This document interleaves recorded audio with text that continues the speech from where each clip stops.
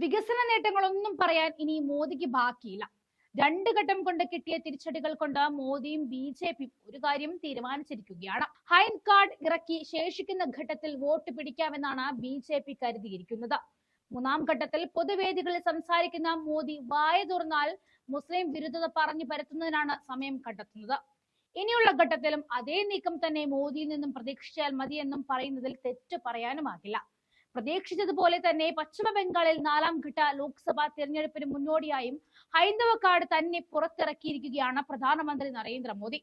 തൃണമൂൽ കോൺഗ്രസിനും മമതാ ബാനർജിക്കും കീഴിൽ ബംഗാളിലെ ഹൈന്ദവർ രണ്ടാം തരം പൗരന്മാരായി മാറുമെന്നാണ് മോദി ഇന്ന് തൃണമൂൽ കോൺഗ്രസിനും മമതാ ബാനർജിക്കും കീഴിൽ ബംഗാളിലെ ഹൈന്ദവർ രണ്ടാം തരം പൗരന്മാരായി മാറുമെന്നാണ് മോദി തെരഞ്ഞെടുപ്പ് റാലിയിൽ തുറന്നടിച്ചത്. തൃണമൂലും മമതയും മറ്റു പ്രതിപക്ഷവും വോട്ട് ബാങ്കിൽ ലക്ഷ്യമിട്ട് മറ്റ് മതസ്ഥർക്ക് എല്ലാ ആനുകൂല്യങ്ങളും നൽകുമെന്നും ബംഗാളിലെ ഹൈന്ദവർ അത് കണ്ട് മാറി നിൽക്കേണ്ടി വരുമെന്നാണ് മോദി പറഞ്ഞത്. രാജസ്ഥാൻ, മഹാരാഷ്ട്ര, കർണാടക എന്നിവിടങ്ങളിൽ നടത്തിയ വിദ്വേഷ പ്രസംഗങ്ങൾ വിവാദമായതിന് പിന്നാലെയായിരുന്നു ബംഗാളിലും വർഗീയ വിദ്വേഷ പരാമർശങ്ങൾക്ക് മോദി തയ്യാറായത്. ബംഗാളിൽ ഹിന്ദുക്കൾ ഇപ്പോൾ തന്നെ അവഗണന അനുഭവിക്കുകയാണെന്നും ആചാരങ്ങൾ പാലിക്കാൻ പോലും ഹൈന്ദവർക്ക് കഴിയുന്നില്ല എന്നും രാമനവമി ആചരിക്കുന്നതിന് പോലും ഹൈന്ദവർക്ക് ബുദ്ധിമുട്ട് നേരിടുകയാണെന്നും മോദി പറയുന്നുണ്ട്.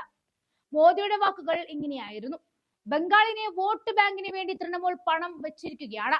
ഇവിടെ ഹൈന്ദവർക്ക് ശ്രീരാമനാമം ഉച്ചരിക്കാൻ പോലും കഴിയുന്നില്ല. ഹൈന്ദവർ ഇവിടെ രണ്ടാം തരം പൗരന്മാരായി മാറുകയാണ്. രാമനവമി ആഘോഷിക്കുന്നതിന് പോലും ഹൈന്ദവർ ബുദ്ധിമുട്ടുന്നു. ഹൈന്ദവർ ഇവിടെ രണ്ടാം തരം പൗരന്മാരായി മാറുകയാണ്. തൃണമൂലാണ് അതിന് കാരണം എന്നാണ് മോദി പറഞ്ഞത്. ഇതിനു പുറമെ ബംഗാളിന് 5 ഗ്യാരണ്ടികൾ നൽകുവാനും മോദി മറന്നില്ല. എല്ലാം മതജാതിയടിസ്ഥാനത്തിലായിരുന്നു ഗ്യാരണ്ടികൾ എന്നും കാണാം.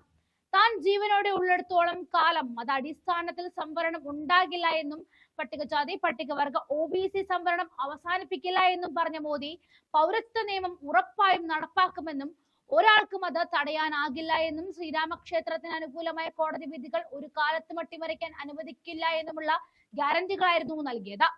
പ്രതിപക്ഷ സഖ്യമായ ഇന്ത്യ വോട്ട് ജിഹാദിനാണ് ശ്രമിക്കുന്നതെന്നും ഹൈന്ദവരെ ഭാഗീരഥി നദിയിലേക്ക് എറിഞ്ഞു കൊല്ലാനാണ് തൃണമൂൽ ശ്രമിക്കുന്നതെന്നും മോദി പറയുന്നുണ്ട്. തൃണമൂൽ MLA ഹുമയൂൺ കബീറിന്റെ പരാമർശത്തെ പരോക്ഷമായി ഊന്നിപ്പറഞ്ഞുകൊണ്ടായിരുന്നു മോദിയുടെ പ്രസംഗം. മതം പറഞ്ഞ് വോട്ട് പിടിക്കരുതെന്ന നിയമമുള്ള നാട്ടിൽ ആ രാജ്യത്തിന്റെ പ്രധാനമന്ത്രിയുടെ വായിൽ നിന്നും വരുന്നതിനെ നിയമങ്ങൾ എങ്ങനെയാണ് തടയുമെന്ന് നോക്കേണ്ടതുണ്ട്.